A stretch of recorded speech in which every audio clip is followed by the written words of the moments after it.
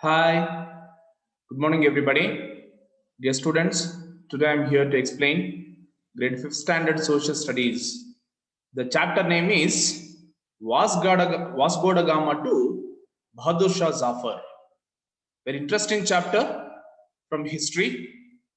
This module will help you to learn arrival of Vasco da Gama. Who was Vasco da Gama? What was the notable achievement of Vasco da Gama? How did he discover sea route to India? Okay, and also you will be able to learn the rise of Vasco da Gama. How did he rise? How did he come up? And also this module will help you to learn the British East India Company. Okay, why British East India Company established in our country, and also you will be learned about this Battle of Plassey. And this module will help you to learn subsidiary alliance, doctrine of lapse, the first Zold, the freedom struggle of 1857. Very interesting chapter, right? But today we shall learn about Vasco da Gama. Yes, dear students, before going to Vasco da Gama, before 1600 AD, four foreigners came to India. Who were they? Portuguese, Dutch, English, and French. These four foreigners came to India. My question is, why did they come to India? Why did they choose to be in India? There was a strong reason, because India had a great trade link with European countries. The Indian spices like ginger, cardamom, and some pulses, diamond, gold had great demand in the European countries. India was the richest country in the world on those days. Here, these four foreigners, they came to India for the purpose of trade, because the Indian goods had great demand in the European market. So each and everyone who was very interested to come to India, in which the Portuguese. Here, first we would like to learn about Portuguese. How did Portuguese come to India? Vasco da Gama, a sailor of Portuguese. Sailor. What is meant by sailor? A person who makes journey, especially on sea. This is called as sailing or sailor. Upon becoming king in 1481, John II of Portuguese or Portugal needed to build a royal treasury in India. He wanted to build a royal treasury, means he wanted to build his financial condition across the countries of the world. Realized that expansion of Portuguese trade and commerce was the right step in that direction. Okay, what did he focus on? He focused on the expansion of Portugal trade and commerce. The buying and selling activities should be spread each and every corner of this world countries, he decided. What did he do? Hence, he became eager to capture the highly profitable spicing trade in Asia. So, this John II, he was strongly decided to occupy most profitable countries in Asian continent, including India. India was targeted by him. Am I right? For this objective, he chose a sailor. Who was that sailor? Is none other than Vasco da Gama. Vasco da Gama was appointed by him to find a sea route to India through African continent. Now, we shall study about the Vasco da Gama, arrival of Vasco da Gama. How did Vasco da Gama come to India? Dear students, it's a story a story about Vasco da Gama. In 1497, King Manuel, a European king, is in 1497. Manuel, his complete name, Vasco da Gama, a complete name, Manuel chose da Gama, Vasco da Gama, to lead a Portuguese fleet. What is meant by fleet? A group of ships. It's a collective noun in English, dear students. It's a collective noun. He was appointed to lead a group of ships to India. Am I right? In search of sea route to India. Not only Vasco da Gama, many Bartholomew Dias. This is not in the textbook. Bartholomew Dias, Amerigo Vespucci, Vasco da Gama. These people tried to search sea route to India. Bartholomew Dias, when he reached to the Cape of Good Hope, he thought that I would have been discovered sea route to India, but that was not. Amerigo Vespucci, he was also tried to search sea route to India, but yes, he discovered Amerigo Vespucci. Am I right? Here, Vasco da Gama, he captured and he discovered sea route to India. How?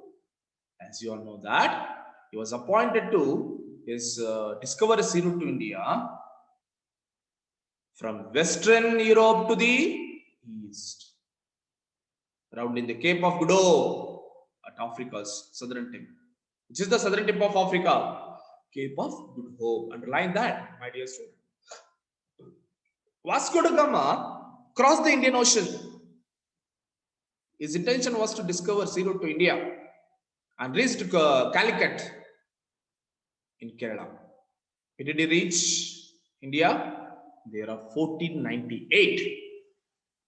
He left his journey around 1497. Okay. But he reached Calicut in the year of 1498. Dear students, here, when he reached India or Calicut, at the time, the Muslims had monopoly of the trade with India.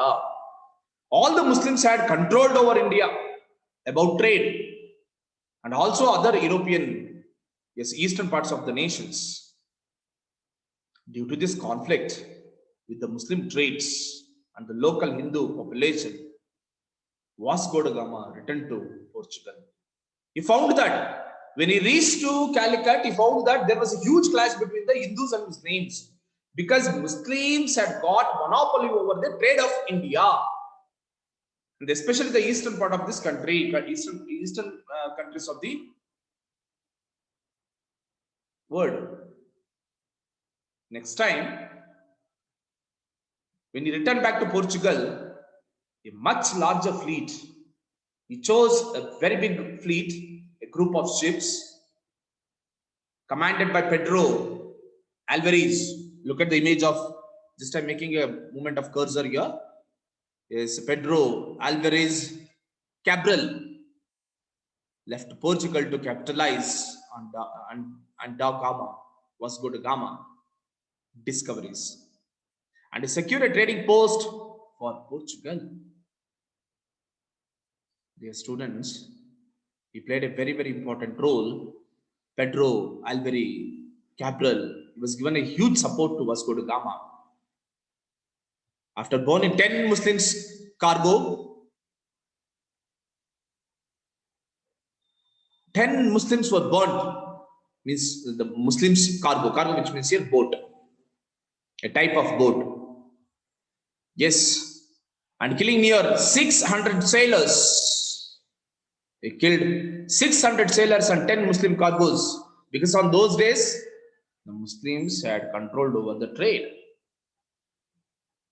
He moved on to the Cochin, where he established the first Portuguese trading post in India. Alvarez, he was only the person from the Portuguese who established a Portuguese trade in India very first time. Here is a beautiful animation regarding that. Here we go.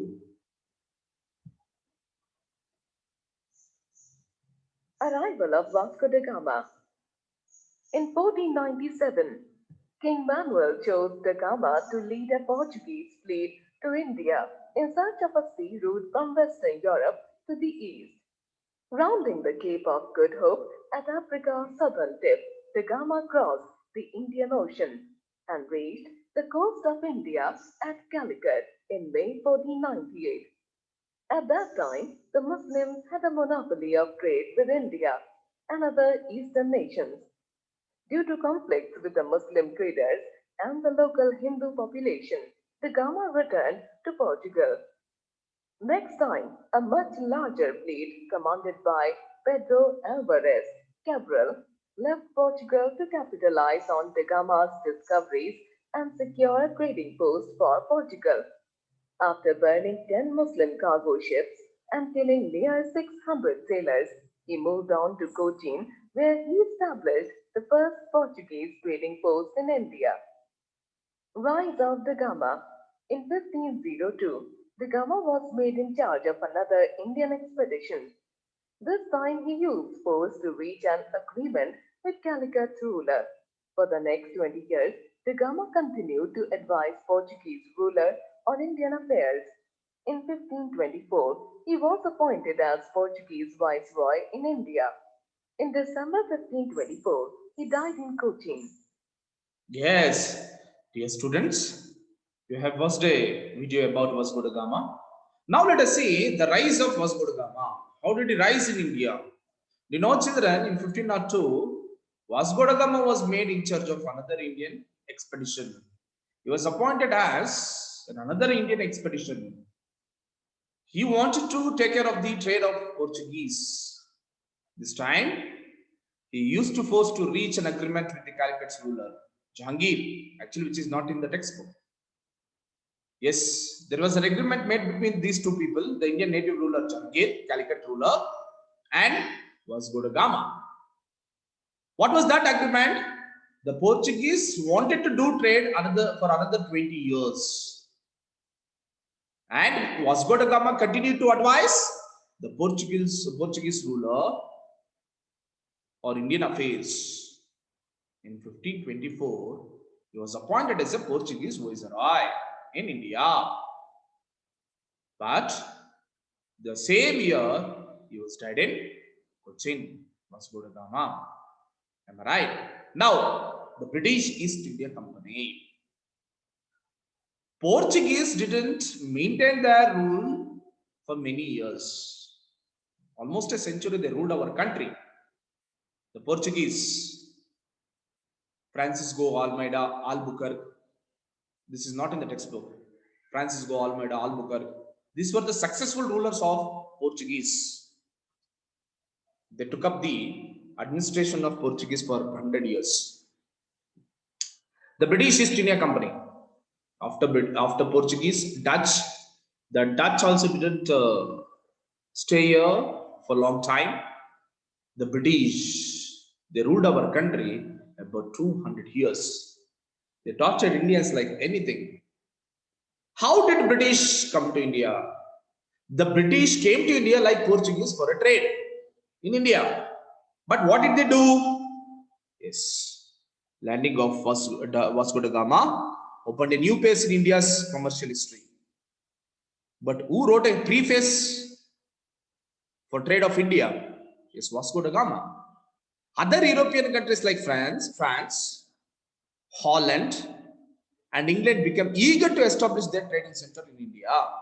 Not only Portuguese, even Englishes were very interested to establish their monopoly over India. The European countries fought among themselves for supremacy and monopoly trade in India. What was the condition of India? You just imagine, my dear students. To do trade in India, most of the European countries, they were fighting each other. Oh my God. After a long struggle, the British succeeded in outstanding others from India and then established here the first British East India Company. The British East India Company, which was established in the year of 1600 to do trade in India at very first time, The company settled its trade from Surat, which was the first base for trading base for English, that is Surat in Gujarat. Soon, it expanded trade to the whole of India with the permission of Mughal Emperor Jahangir.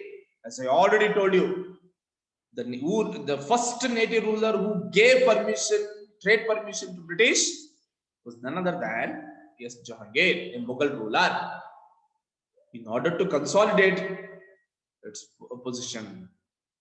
The company raised an army of its own in India. Okay. Yes, the British company, yes, which was raised its own army against India. Seats of British Raj in India.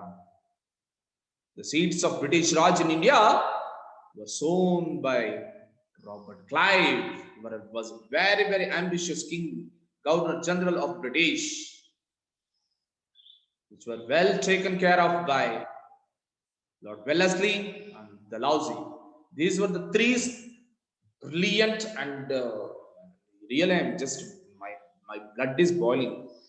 Such a crooked and rubbish people these were. They ate India EAT,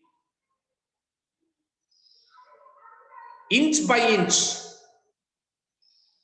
Lord Wellesley, Robert Clive, and Dalhousie. Because of these three people, the entire British company, the entire British built their supremacy in this country. I hate them. Look at this. British East India Company.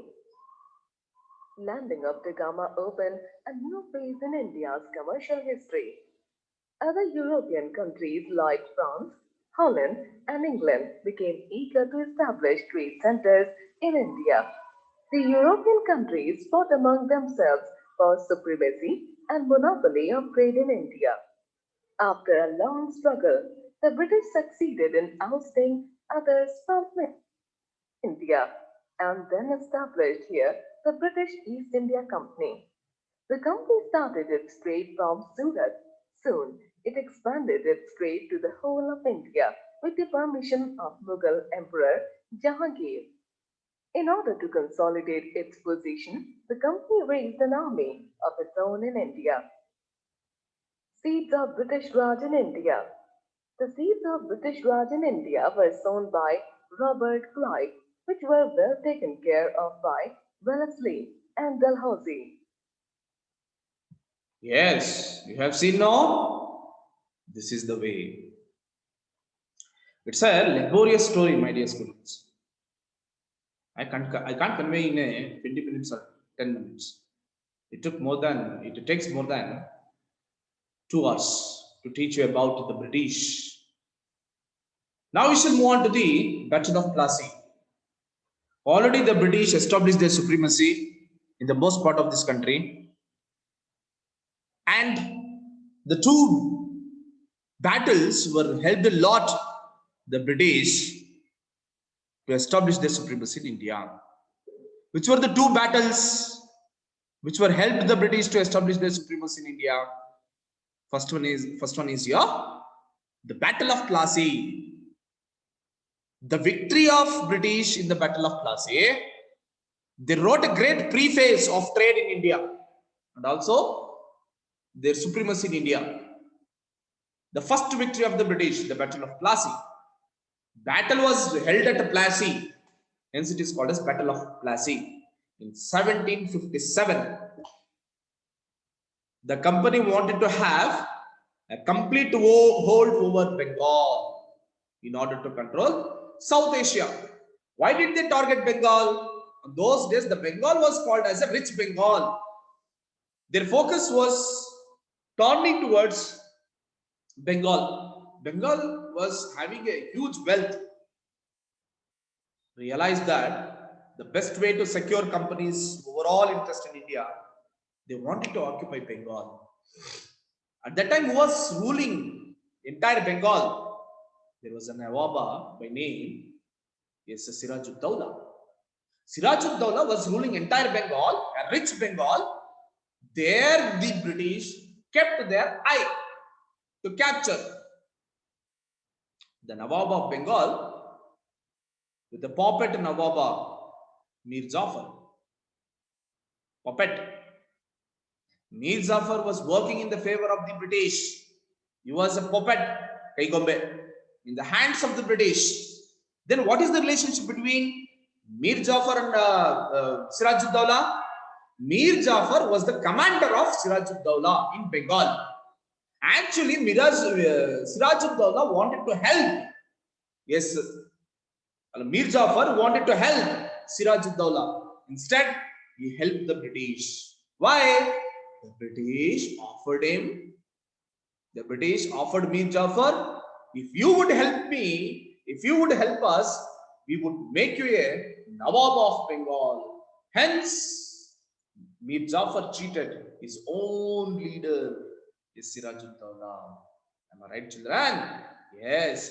Yes, keep watching now. What happened next? On June 23rd, 1757, the battle was taken place between English and Sirajud-Dawla. The battle ended the victory of the company. This was the biggest victory of the British East India Company. This was the first victory.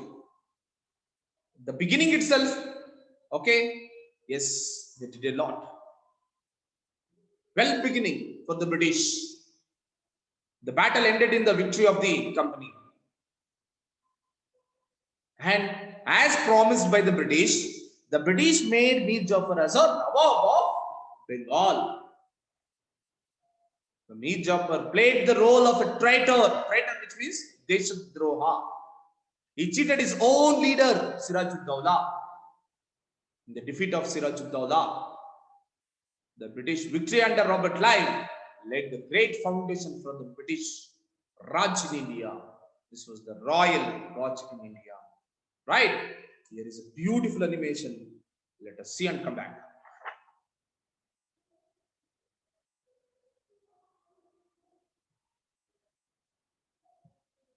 Battle of Plassey. The company wanted to have complete hold over Bengal in order to control South Asia. Clive realized that the best way to secure company's overall interests in India was to replace Sirajud-Dawla, the Nawab of Bengal, with a puppet, Nawab Mir Jafar. On June 23, 1757, a battle took place between British East India Company and Sirajud-Dawla. The battle ended in the victory of the company. Mir Jafar played the role of a traitor in the defeat of Sirajud-Dawla. The British victory under Robert Clive laid the foundation of the British Raj in India. Yes, you have heard no? Yes, now let us move on. Dear students, the first victory was Battle of Plassey to the British. Now the British started expanding their power in India. They introduced two important policies. The two important policies of British helped a lot to the British to establish their supremacy. Which are they? The first one is a subsidiary alliance and doctrine of lapse. These were the two weapons of the British. They were kept these two weapons to establish their supremacy in India, especially the subsidiary alliance. You know, children, as we already learned about Lord Wellesley, he was the strong British Governor General who introduced subsidiary alliance in India. Then what is meant by subsidiary alliance? Sir, what is that, the subsidiary alliance? For British expansion, this was introduced. According to this alliance, Indian rulers were not allowed to have their independent armed forces. The Indian rulers didn't want to keep their own army.